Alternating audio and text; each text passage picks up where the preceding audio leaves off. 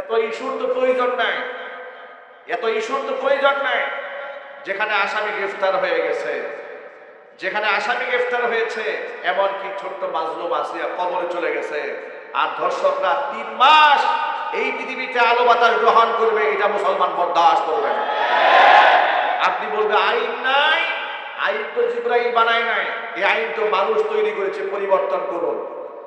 আইন পরিবর্তন করে শাস্তি কার্যকর করা যায়, এই দৃষ্টান্ত বাংলাদেশে আছে না নাই? চিল্লা বলতে হবে আছে না নাই? শিশু আসিয়াটা এইভাবে ধর্ষণের শিকার হলো, এটা কি মানা যায়? আমি পত্রপত্রিকাতে যতটুকু পড়েছি, সংবাদ মাধ্যম থেকে যতটুকু জেনেছি, এমন লোমহর্ষক বর্ণনা ডাক্তারদের মুখ থেকে শুনেছি যেগুলো তো শোনাও যায় না, এগুলা শোনাও যায় না। একটা শিশু বাচ্চার উপরে এইরকম পাশবিক নির্যাতন হয় কি করে? কি করে হয়?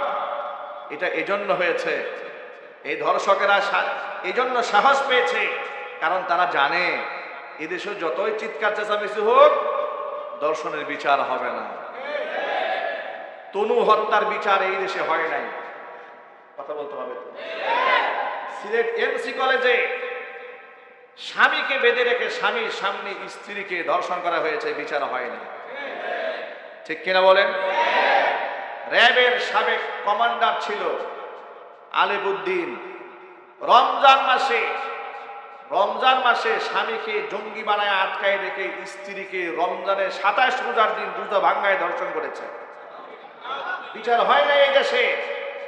আলিবউদ্দিনের শাস্তির ব্যাপারে গোটা বাংলাদেশের আলেম সমাজ রাজপথে মিছিল করেছে, তখন নারীবাদীরা চুপ থেকেছে, বুদ্ধিজীবীরা চুপ থেকেছে, মনে করেছে হুজুররা দাবি করছে, তাদের সাথে একাত্মতা ঘোষণা করার কোনো প্রয়োজন নাই। মনে রাখবেন, এদেশে ধর্ষণের বিরুদ্ধে সবচাইতে বড় ভূমিকা এই দেশের আলেম সমাজ পালন করছে। সারা জীবন বলে গিয়েছে, কিন্তু আলেমদেরকে রাষ্ট্র মূল্যায়ন করে না। কথা বলতে হবে, ঠিক কিনা বলেন? এখন আলেমদের সুরে সুর মিলাইয়া, আলেমদের তালে তাল মিলাইয়া ওই আসিয়ার জন্য খুব মায়া কান্না হচ্ছে। আসিয়া নিঃসন্দেহে এই ছোট্ট মাসুম বাচ্চাটি আল্লাহর জান্নাতি হবে, বলেন ইনশাআল্লাহ। তার হত্যার বিচার এই মাটিতে হতেই হবে। বিগত জীবনে অনেক ছলচাতুরি হয়েছে, আমরা চাচ্ছি বাংলাদেশে অন্ততপক্ষে আসিয়ার ধর্ষকদের দৃষ্টান্তমূলক শাস্তি রাষ্ট্রে কার্যকর হওয়ার মাধ্যমে আগামী ভবিষ্যতের জন্য এই ধর্ষকদের জন্য রাষ্ট্র একটা মেসেজ দিয়ে দিক যে এইরকম ভাবে আসিয়ার মতো যত মানুষ নিরীহ, যত নিরপরাধ মানুষ এমন মাজলুম হবে, তাদের কাউকে ছাড় দেওয়া হবে না, সর্বোচ্চ শাস্তি মৃত্যুদণ্ড এদেশে কার্যকর করতেই হবে। এর পক্ষে গোটা বাংলাদেশ আজকে এক হয়ে গেছে, আলহামদুলিল্লাহ বলেন। চিৎকার দিয়ে বলতে হবে আলহামদুলিল্লাহ। আমি এই ছোট্ট আসিয়ার জন্য আল্লাহর কাছে এই বলে দোয়া করি যে আল্লাহ, এই ছোট্ট মেয়েটি, তার নামের সাথে নাম মিলে গেছে এক মহা গোটা পৃথিবীর উজ্জ্বল দৃষ্টান্ত মা আসিয়া আলাইহিস সালাতু ওয়াস সালামের সাথে। মা আসিয়ার সাথে ছোট্ট আসিয়ার একটা মিল আছে। ছোট্ট আসিয়ার মা আসিয়ার সাথে কি আছে? মাজলুম হওয়ার দিক থেকে একটা চমৎকার একটা মিল আছে। আল্লাহ নবী সাল্লাল্লাহু আলাইহি ওয়াসাল্লাম বলেছেন, মান তাশাব্বাহা বিকাওমিন ফাহুয়া মিনহুম। এই পৃথিবীতে যে যার সাথে সাদৃশ্যতা অবলম্বন করে, সে ব্যক্তি তাদেরই দলভুক্ত হয়ে যায়। মা আসিয়ার সাথে এই ছোট্ট আসিয়ার মিলটা কেমন হলো দেখেন। একদিক থেকে তো নামের সাথে নামের মিল হয়েছে, মাজলুম হওয়ার দিক থেকে কিভাবে মিল হয়ে গেল। আসিয়াকে ডেকে ফেরাউন বলল, আসিয়া, তাম মিশরের সমস্ত মানুষগুলো আমাকে রব মানে, তুমি আমার স্ত্রী, তুমি আমাকে রব মানো না, অথচ তুমি আমার দেওয়া কাপড় চোপড় পরো, আমার বিছানায় শও, একে ছাদের নিচে আমরা বসবাস করি, মিশরের সমস্ত মানুষ আমার পায়ে সিজদা দেয়, তুমি আমার সামনে মাথা নত করো না। আসিয়া আলাইহিস সালাতু ওয়াস সালাম জবাব দিয়ে বললেন, মিশরের সমস্ত মানুষ আপনাকে রব মানলেও আপনাকে আমি রব মানতে পারি না, আপনাকে আমি স্বামী হিসেবে শ্রদ্ধা করে, জোরে বলেন সুবহানাল্লাহ। আপনাকে আমি রব মানি না, আমি রব মানি মূসা আলাইহিস সালাতু ওয়াস সালামের রবকে, হারুন আলাইহিস সালাতু ওয়াস সালামের রবকে আমি রব মানি, তিনি আমাদের রব। যিনি আসমান এবং জমিনের স্রষ্টা, জোরে বলেন সুবহানাল্লাহ। ফেরাউন বলছে, আসিয়া এটা তুমি বলো, আমার কথায় মিশরের নীল নদে পানি আসে, আমার কথায় বৃষ্টি বর্ষিত হয়, আমার কথায় সকাল হয়, আমার কথায় সন্ধ্যা হয়। এ কথা বলার পরে আসিয়া জবাব দিয়ে বলছেন, তাফসীর ইবনে কাসিরে এসেছে, লম্বা বর্ণনা। মা আসিয়া জবাব দিয়ে বললেন, আপনি যে কত নাম্বারের রব এটা পৃথিবীর কেউ না জানলেও আমি তো আপনার স্ত্রী, আমি জানি। আচ্ছা, ঘরের বউয়ের কাছে কি বাহাদুরি করা যায়? স্বামীরা বাহিরে যে যত কথাই বলুক না কেন, ঘর বউয়ের সামনে গিয়ে কিন্তু বিড়াল হয়ে যায়। কথা ঠিক কিনা জোরে বলে? চুপচাপ হয়ে। মা আসিয়া বলছেন, মিশরের মানুষগুলো আপনাকে রব মানে, কিন্তু আপনি যে আসলে কত নাম্বারের রব এটা আমি আসিয়ার চাইতে ভালো আর কেউ জানে না। আপনাকে আমি স্বামী হিসেবে মানি, কিন্তু আপনাকে আমি রব মানি না, আমি রব মানি আল্লাহকে। ফেরাউন খুব রাগ হলো, গুসা হলো, রাগান্বিত। ফেরাউন আসিয়াকে ডেকে বলে, আসিয়ারে পরিণতি কি হবে চিন্তা করতে পারো? মা আসিয়া জবাব দিয়ে বললেন, পরিণতি যাই হোক না কেন সমস্ত পরিণতি মেনে নিতে রাজি আছি, কিন্তু আল্লাহর উপর ঈমান ছাড়তে রাজি নই। ফেরাউন মারতে শুরু করলো আসিয়াকে। বয়োবৃদ্ধা আসিয়া, বয়সের ভারে মুজ্জমান, চামড়াগুলো ঢিলা ঢালা হয়ে গেছে, আগের মতো সেই যৌবন গায়ে নেই, বৃদ্ধা মানুষ। টর্চার শুরু করেছে, চাবুক দিয়ে পিটাতে শুরু করেছে। মারতে মারতে ফেরাউন নিজে ক্লান্ত পরিশ্রান্ত হয়ে এবার সৈন্য সামন্তদেরকে ডেকেছে, সৈনিকেরা ঘরে আসো, আসিয়াকে টেনে হিসড়ে আমার ঘর থেকে বের করে নিয়ে যাও, মরু প্রান্তরে উত্তপ্ত বালুকণার মধ্যে চিৎ করে শোয়ায় দাও, শোয়ায় দিয়ে তার ডান হাতের মধ্যে পেরাক দিয়ে জমিনের মধ্যে লাগায় দাও, বাম হাতের মধ্যে পেরাক দিয়ে জমিনের মধ্যে লাগায় দাও, ডান পায়ে পেরাক দিয়ে দাও, বাম পায়ে পেরাক দিয়ে দাও। পেরাক দাবায় দেওয়ার কারণে কোরআন মাজিদে ফিরাউনের নামের সাথে আল্লাহ তাআলা বলে দিয়েছেন, ওয়া ফিরআউনা যিল আওতাদ। ওয়াতাদুন এক বচন, আওতাদুন বহু বচন। একাধিক পেরাক ফেরাউন মা আসিয়ার হাতে পায়ে দাবিয়ে দিয়েছিল, জীবন্ত মানুষের হাতে পেরাক দাবায় দিয়া জমিনের মধ্যে গেড়ে দিয়েছিল। নাউজুবিল্লাহ। আসিয়াকে পেরাক দিয়ে দাবিয়ে দেওয়া হলো। আসিয়া নিজের সতীত্বের উপরে একটা ভরসা ছিল এবং তাওয়াক্কুল ছিল, এবং সতীত্ব নিয়ে তিনি সবসময় গর্ব করতেন। সুবহানাল্লাহ বলেন। কখনো নমনীয় হন নাই বাতিলের সামনে। এবার ফেরাউন ঘোষণা দিল, আসিয়ারে আমার কথা না মানার পরিণতি তোকে এভাবেই ভোগ করতে হবে। তাদেরকে বলা হলো, আসিয়াকে এত জোরে জোরে আঘাত করবে তোমরা, যাতে করে আসিয়ার চিৎকারের আওয়াজ আমি সিংহাসনে বসে শুনতে পাই।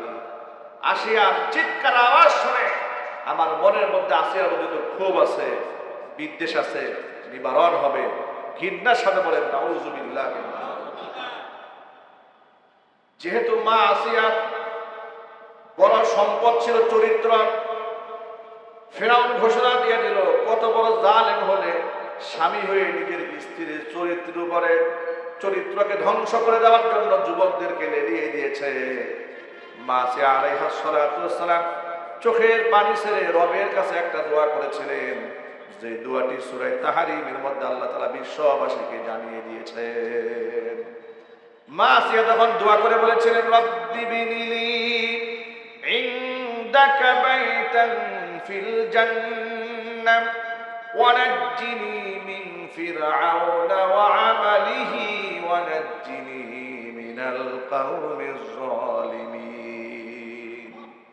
আয় আমার রব, দুনিয়াতে ফিরআউনের রাজত্বের মধ্যে থেকে, ফিরআউনের এই সিংহাসনের মধ্যে জীবন যাপন করতে আমার মোটেও ভালো লাগে নাই।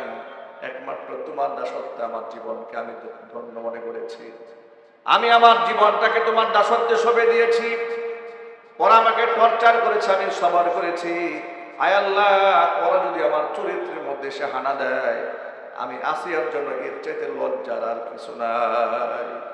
আল্লাহ তাআলা ওরা যেন আমার চরিত্রের উপর হানা দিতে না পারে, রব্বুল আলামিন এই দুনিয়ার জমিন থেকে তুমি আমাকে উঠায় নিয়ে যাবে, এই পৃথিবীর কোনো ঘরে তুমি আমাকে রেখো না। আল্লাহ তুমি যেখানে আসো তোমার কাছে তোমার পাশে আমি আসিয়ার জন্য ছোট্ট একটা বাড়ি বানায় দাও, যে ঘরের মধ্যে তুমি আমাকে বসবাস করার সুযোগ তৈরি করে দিবে। রাব্বি বিনিলি ইনদাকা বাইতান ফিল জান্নাহ, জান্নাতের ভিতরে তুমি তোমার কাছে আমার জন্য একখানা ঘর বানায় দাও। আল্লাহ রাব্বুল আলামিন বলেছেন, আসিয়া এইভাবে যখন দোয়া করেছেন, রাব্বি বিনিলি ইনদাকা বাইতান ফিল জান্নাহ ওয়া নাজ্জিনি মিন ফিরাউনা ওয়া আমালিহি, ফিরাউন থেকে আল্লাহ তুমি আমাকে রক্ষা করো, ওয়া আমালিহি তার দুষ্কৃত কর্ম থেকে তুমি আমাকে রেহাই খানা দিতে চাচ্ছে, ওদের এই সমস্ত কুকর্ম থেকে আল্লাহ তুমি আমাকে রক্ষা করো, ওয়া নাজ্জিনি মিনাল কওমিজ জালিমিন, জালিম সম্প্রদায়ের হাত থেকে আল্লাহ তুমি আমাকে বাঁচায়া দাও। দোয়াটি আল্লাহর কাছে এমন ভাবে কবুল হয়ে গেল যে আসিয়া চোখের পানি ছেড়ে এতক্ষণ পর্যন্ত চিৎকার মারতেছিলেন। তাফসীরে ইবনে কাসিরের বর্ণনায় পাওয়া যায়, হঠাৎ করে আকাশ পানে তাকিয়ে আসিয়া কান্না বন্ধ করে হাসা শুরু করে দিলেন। আসিয়ার এই হাস্যোজ্জ্বল চেহারা দেখে জালেমদের অন্তরের মধ্যে আরো রাগ গুসা বেড়ে দিল, নির্যাতনের মাত্রা বাড়িয়ে দিল। তারা মনে করেছে নির্যাতনে অতিষ্ঠ হয়ে আসিয়া বোধহয় পাগল হয়ে গেছে। আল্লাহ রাব্বুল আলামিনের পক্ষ থেকে জবাব দেওয়া হয়েছে, না, নির্যাতনে আসিয়া পাগল হয় নাই। আমি আমার জিবরাইলকে হুকুম করেছি, জিবরাইল যা মালাকুল মাউত আসিয়ার জান কবজ করার আগে জান্নাতের বালাখানার দৃশ্য আসিয়ার চোখের সামনে তুলে ধর। মা আসিয়া যখন জান্নাতের সেই বালাখানার দৃশ্যগুলো চোখ দিয়ে দেখতেছিলেন, দুনিয়াতে সে মাজলুম হয়েছে, রক্তাক্ত হয়েছে, ক্ষত বিক্ষত হয়েছে, তাকে রক্তাক্ত করে টুকরা টুকরা করে ফেলে দেওয়া হয়েছে, সমস্ত দুঃখ আছে মুহূর্তের জন্য ভুলে গেছে। আল্লাহ রাব্বুল আলামিন জানিয়ে দিলেন, শোন, আমার আসিয়া পাগল হয়ে যায় না, আমার আসিয়া পাগল হয়নি, বরং আসিয়ার মনের যত দুঃখ কষ্ট যন্ত্রণা যা কিছু ছিল সব কিছু আমি ভুলাই দিয়া জান্নাতের দৃশ্য আসিয়ার চোখের সামনে তুলে ধরে আমি আসিয়ার মুখের মধ্যে তৃপ্তির হাসি ফুটিয়ে দিয়েছি। ভাইরা আমার, মুহাদ্দিসিনে কেরাম, মুফাসসিরিনে কেরাম লিখেছেন, মা আসিয়াকে যখন শহীদ করা হয়, লজ্জাস্থানের মধ্যে আঘাত করা হয়েছে, এত বেশি আঘাত করা হয়েছে যে আসিয়া ওই মুহূর্তে হাসতেছিলেন। এই ছোট্ট আসিয়ার সাথে মা আসিয়ার কত মিল। বড় আসিয়াকেও ফিরআউন লজ্জাস্থানে আঘাত করে দুনিয়া থেকে বিদায় করে দিয়েছে। আজকে মাগুরারের শিশু আসিয়াটাকেও জালেমরা লজ্জাস্থানে আঘাত করে চরমভাবে নির্মম নির্যাতন করে দুনিয়া থেকে বিদায় করে দিয়েছে। আল্লাহর কাছে আমরা এই দোয়া করি, রব্বুল আলামিন আসিয়ার নামের সাথে ছোট্ট আসিয়ার নাম মিলেছে, জুলমের সাথে জুলুম মিলে গেছে। আল্লাহ আসিয়াকে যে জান্নাতে তুমি রাখবে, ছোট্ট আসিয়াকেও সেই জান্নাতে তুমি জায়গা করে দিও। জোরে করা আমিন, আরো চিল্লায় করা আমিন। আসিয়ার ঘটনা বাংলাদেশে আর পুনরাবৃত্তি যেন না ঘটে, আমাদেরকে সচেতন হতে হবে। ডক্টর মোহাম্মদ ইউনূস, তাকে আমরা ধন্যবাদ জানাই। তিনি বলেছেন অনতিবিলম্বে এই হত্যাকারীদের দৃষ্টান্তমূলক শাস্তির ব্যবস্থা করার জন্য নির্দেশ দিয়েছেন। আমি সরকারকে বলবো, ব্রিটিশদের তৈরি করা আইন অনেক প্রসেসিং লম্বা আইন। ওই দেখলাম আসিফ নজরুল সাহেব বললেন যে সর্বনিম্ন একটা রায় কার্যকর করতে গেলে নাকি 3 মাস সময় লাগে। এর চাইতে লজ্জাজনক কথা আর কি হতে পারে? 3 মাসের মধ্যে ইস্যুর পর ইস্যু, ইস্যুর পর ইস্যু, কত ইস্যু দাঁড়ায় যাবে। আসিয়ার কথা লোকেরা ভুলে যাবে। কথা বলতে হবে, ঠিক কিনা?